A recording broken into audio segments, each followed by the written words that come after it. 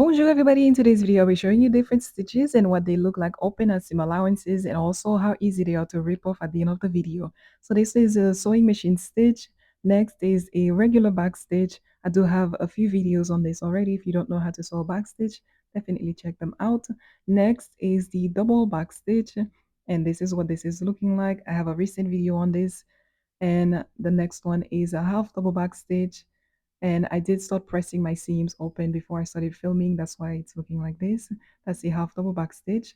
And then the next one is a half back stitch. It looks like a back stitch on one side and a running stitch on the other side. That's what this is looking like. That's one of the ones I started pressing before filming. And then the last one is the running stitch. We all know how that goes.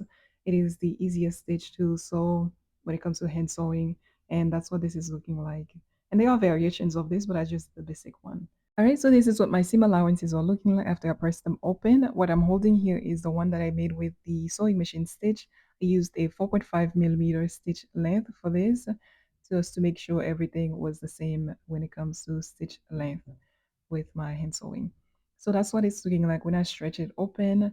This is how visible it is in between the seam. Next, I am going to show you what the regular backstitch one looks like. That's what my regular backstitch is looking like when I stretch it open. This is what it's looking like, much more space, and that's because there's a lot less tension than the sewing machine one does have. So that's why this is looking like this. The next one is the double backstitch. This is what my stitches are looking like on both sides. And this one takes longer to sew and also more thread to sew. And the stitch is also tighter, so it's not as easy to see in between the seam. I think this is a great stitch for crotches, sleeves, or anywhere where you're sewing that there's going to be a lot of movement, a lot of friction. This is a good stitch for it. That's the double back stitch. And this one is the half double back stitch. This is a fun stitch to sew, at least for me. I find it to be fun to sew. I enjoy it. It is also, it doesn't take as much time as the double back stitch. And it's also strong, not as easy to see in between the stitches.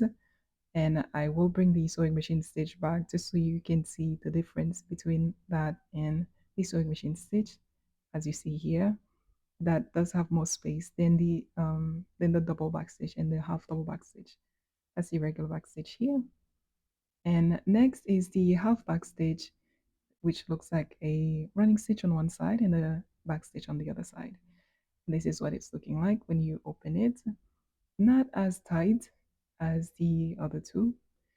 It's just it looks like a regular back stitch to me when you stretch it open. But you do have to stretch this open in order for this to happen. But I just think this is wise to check if you're sewing pants, if you're hand sewing pants or sleeves. It's you need to know what's best to use. This is the running stitch. This is a lot looser, and also there are variations of this. When people want to sew faster, they do running stitch with a few back stitches in between.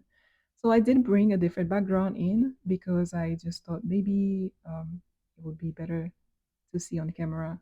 But honestly, it was not, no, there was no difference. In fact, this was harder to see through on camera. So I just went ahead and ripped my stitches on this part of the video. This is the regular sewing machine stitch. And next, that's my back stitch. And that's what that's looking like.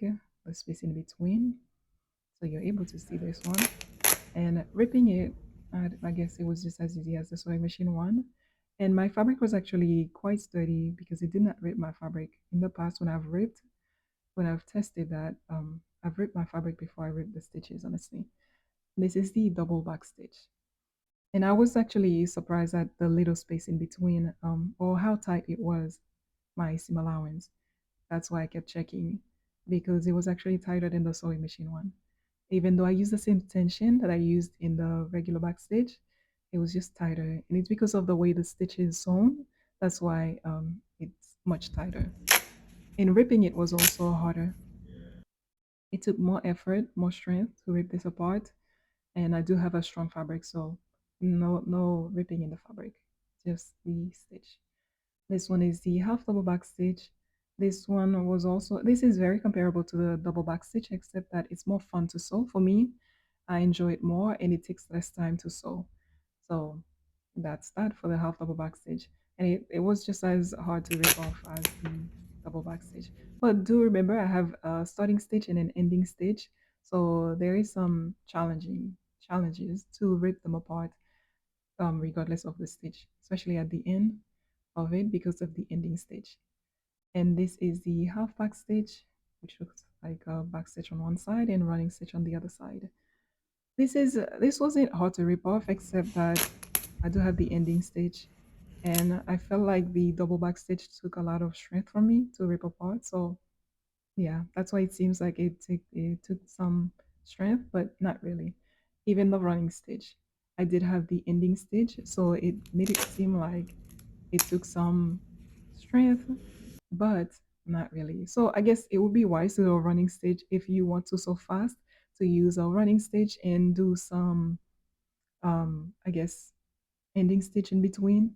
But some people do back stitch. I guess it's the same thing. It's just as comparable to doing the ending stitches in between to make it more sturdy. But that's all for this video. Thank you so much for watching, and until next time, bye.